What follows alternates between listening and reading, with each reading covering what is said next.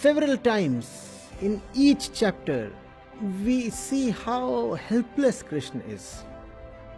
We find weakness lording over strength exactly because it is weak.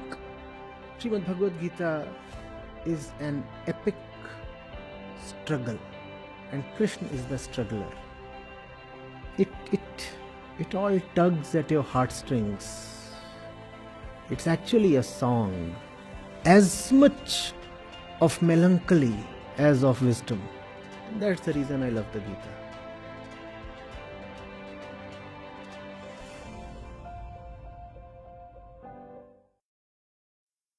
Good evening, sir. Because I remember something called spiritual quotient and that being discussed once. So I think what you were just talking about was related to that. Could you expand, please, on what is spiritual quotient and how can one develop that? Spiritual quotient, I do not honestly remember how I had explained it or defined it the last time. So what I will say now might be totally different or even at odds with the previous thing. But let's still go ahead, because to me, spiritual quotient is simply your intention to remain honest. Spiritual quotient is simply your courage to live your love. Spiritual quotient is your willingness to face ugliness when you look at yourself. There is no SQ without self-knowledge, right? And why is self-knowledge so difficult? One could say one does not have knowledge of psychology because one had no access to a university or a library. But why must self-knowledge be difficult? Self-knowledge means knowing oneself. You are not a far-off library. You don't have to seek admission in some external university to know yourself. You are available, you are accessible. Why do you still not know yourself? Because you will not bear to admit what you come across when you look at yourself. So that's SQ.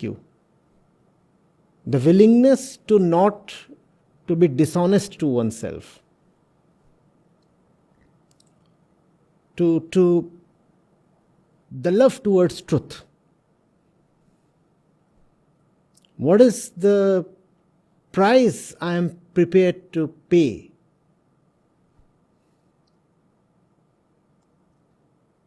That's your SQ. SQ is not about the number of scriptures you have read. It's not about the number of verses you have memorized.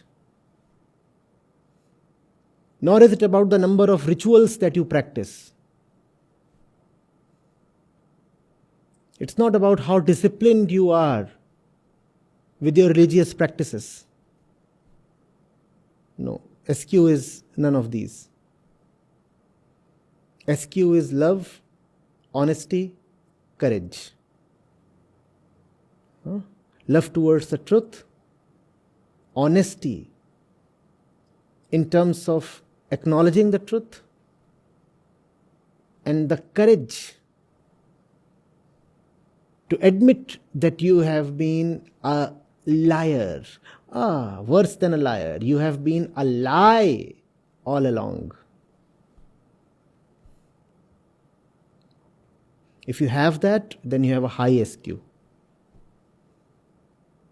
Love, honesty, courage.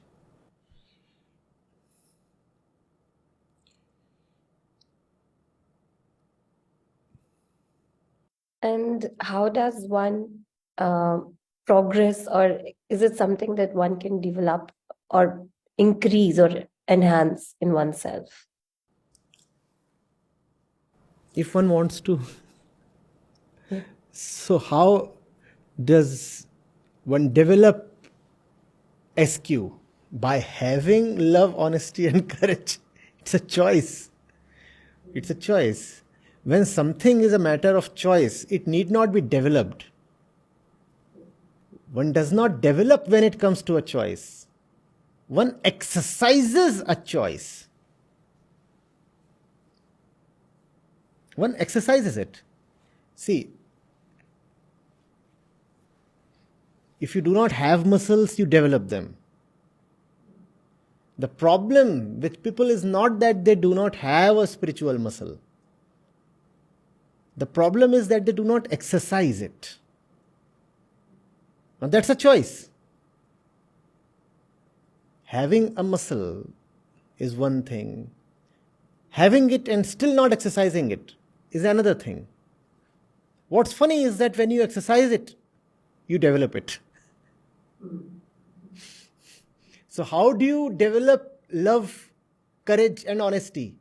By being loving, courageous, and honest. How do you develop a muscle? By exercising it.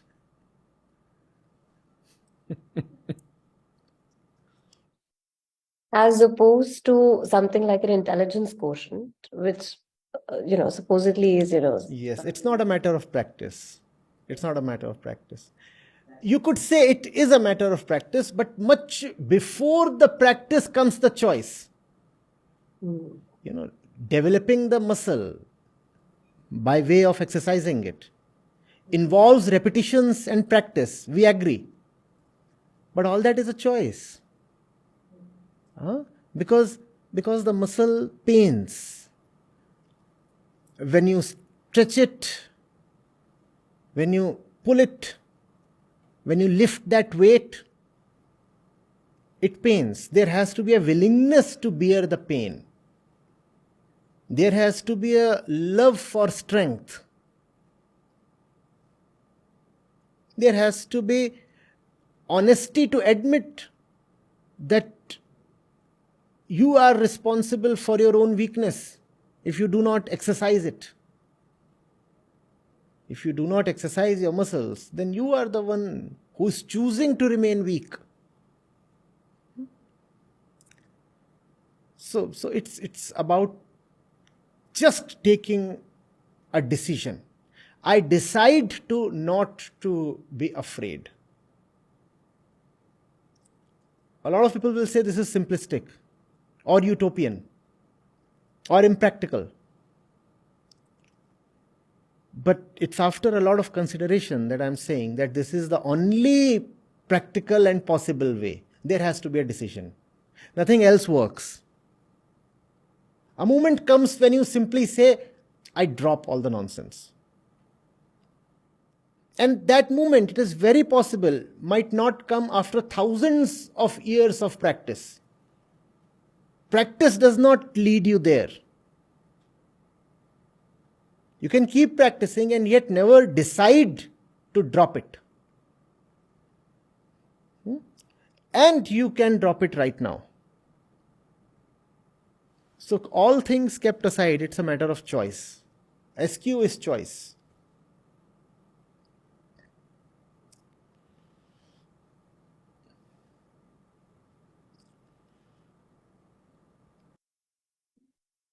So has grace got anything to do with spiritual quotient?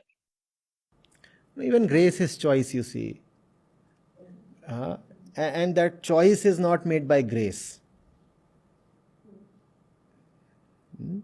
The sun is shining bright. One chooses to crawl under a rock. Grace will not rain on you. It's a choice to come out to the sun. It's a choice to receive the brightness right in your eye. It's a choice. Grace is not conditional. The condition is imposed by the recipient of the grace, not by grace. The sun is not saying, I do not want to illuminate everybody. The sun is equally available to everybody. If you are still in the dark, it's your choice. So grace is not something you can blame situations for. Else, grace sounds so much like luck. And the entire discussion becomes fatalistic. You say, oh, grace shone so abundantly over him. That's the reason he could develop his IQ. And grace was a little partial in my case. I didn't have a good measure of favor from grace. And that's the reason why I am spiritually underdeveloped. One could say things like that, right? No. Grace is unconditional. The condition is from our side. And that's the choice I'm talking of.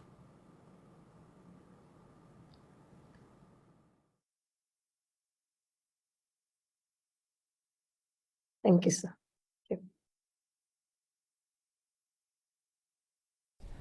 Hello, sir. If one is trying to learn something but is not getting emotional fulfillment, it becomes difficult to learn. And how to tackle that? It's not a very difficult thing to learn. What if it's about fighting cancer, and you have third stage cancer? Survival chances are slim. You don't want to give up. One round of chemotherapy, one kind of treatment, then another round, another kind, this, that, 1,000 things you are trying, and it's not as if you are seeing very visible progress. But you still continue to fight, right? Right? So it's not necessarily progress that keeps you going. It's an appreciation of the importance of the project that keeps you going, or at least does not let you buckle down. What I'm doing is very, very important. And because it is important, so it has to be done, irrespective of whether there is clear progress or not. That does not mean that I do not bother for success. Obviously, if I see success, that's wonderful. But even if I do not see success, now I cannot retreat. The option to drop the project has been dropped. Are you getting it? And that's how one proceeds in life. Not on the basis of emotional fulfillment, but on the basis of an appreciation and an acknowledgement of the importance of what you are doing. These are two very different things. Emotion versus importance.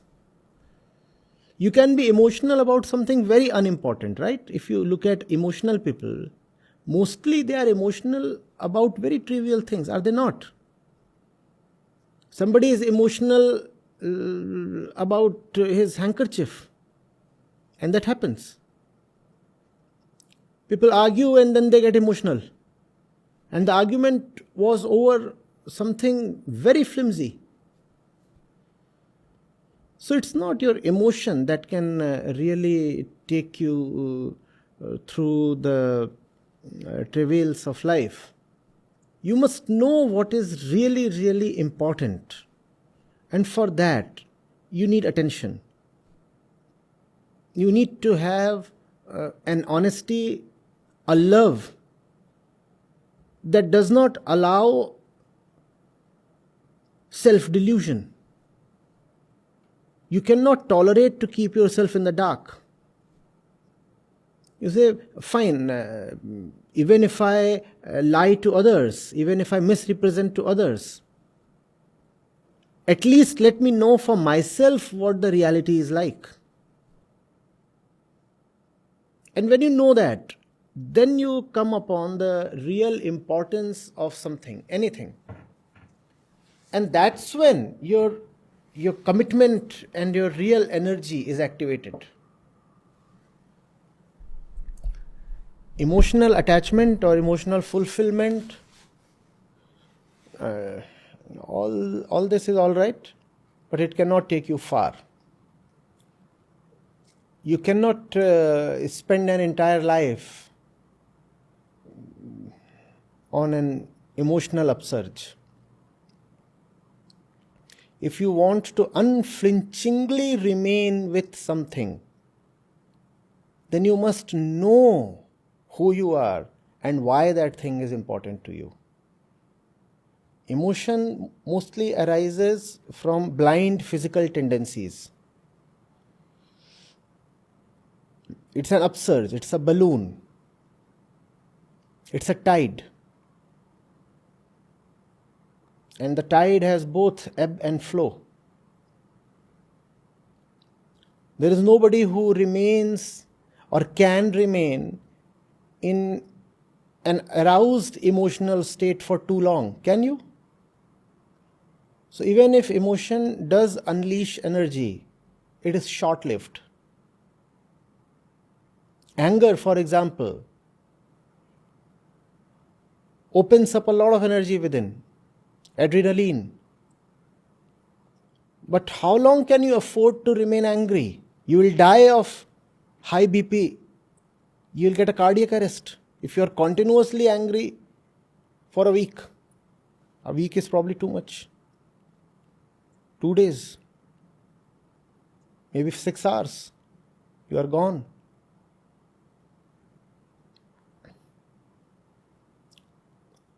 People want sexual arousal, they consume aphrodisiacs and then they die. Because the body cannot tolerate that level of arousal for too long. That's emotion. But consciousness, not only can it tolerate a heightened state, it actually craves for the continuity of a heightened state. That's the difference. Heightened emotion is drain of energy. Emotion is temporal. Heightened consciousness is the best use of energy. Heightened consciousness is the discipline of energy.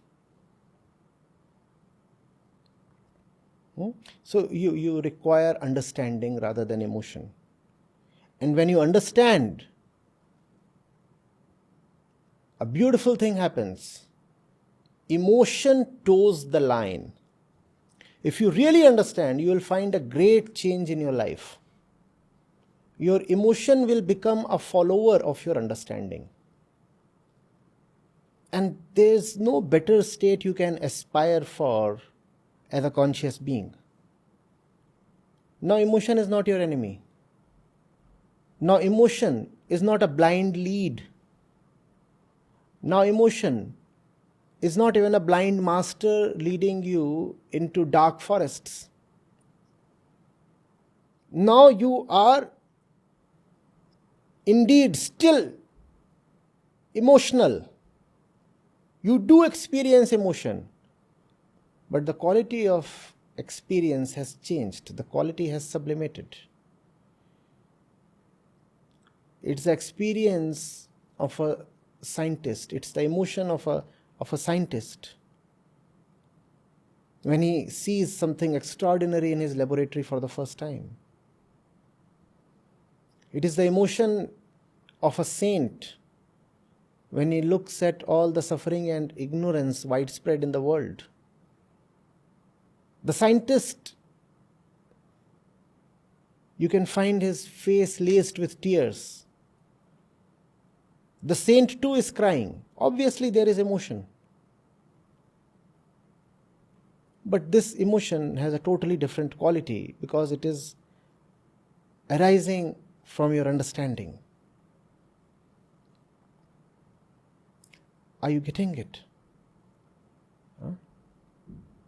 And when you stay put, skill is something that you gradually or sometimes rapidly do learn. Sooner than later, skill is inevitable if you have given your heart to something. And even if the project that you have taken up is so difficult, that it's a tedious thing to be skilled at it, you still don't give up. You say, fine. I might not be an expert at this thing. Skill wise, I might not be very proficient. But the thing is so important, I cannot give up on it. So I'll continue to be at it. So my question is, how we can find balance between these two, social and spiritual life? Time that how we can find balance between social and spiritual life? Social and Spiritual life. Huh. Yeah. The time that I spend socializing, I find myself moving away from my spiritual interest. To socialize with spiritual people, that's the answer. Then there will be no division, no exclusivity. Right now it is spiritual or social. Let it be social and spiritual.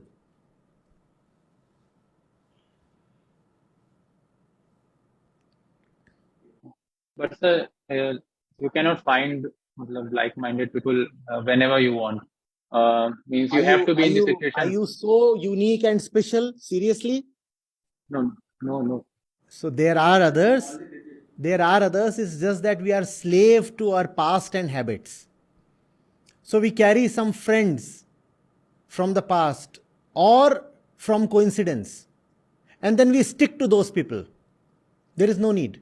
Find out the right people you can socialize with. And if you cannot find them in college, find them online. If you can't find them online, find them in books. If you cannot find them anywhere, then stay with yourself. But for sure you can find them. It's not that the world is so bereft of spiritual people. You will find them right in your college. Thank you. First of all, I would like to thank my institute, ITM, for giving this wonderful opportunity to all of us to have this interactive session with Acharya ji. Indeed, Acharya ji, this was a great session, and I was, like me, the other would have been closely engrossed in the discussion that we were having. I would like to, throw some light on what are the topics that was discussed by you. You gave a beautiful example of how women empowerment needs to be framed by different bodies, and what is the role of government, legal, society, and the books that we read. You beautifully explained how the mind has made different shapes and name, and because of which we are caged amongst the doubt of what we want to do with the relationship.